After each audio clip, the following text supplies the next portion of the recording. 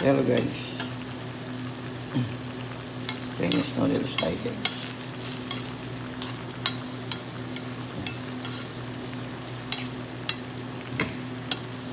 Ito na siya. Hindi ko na pinakita kung paano i-gisa dahil kumo naman po sa ating mga Pilipino kung paano pagluto ng pansit canton. Kaya hindi ko na pinakita. At alam nyo naman po, alam ko rin. Alam nyo. So ito po ay pansit canton. Meron tayong gulay. Ayan. So ang procedure lang natin dito ay isa-isa nating glinas yung ating gulay, yung ating sahog. Saka ginisa ng konti. Pagkagisa, linagyan ng tubig, tuyo, oyster sauce. Linagyan ng tubig. Pinakuluan. Tapos, yun noodles na. Thank you guys for watching.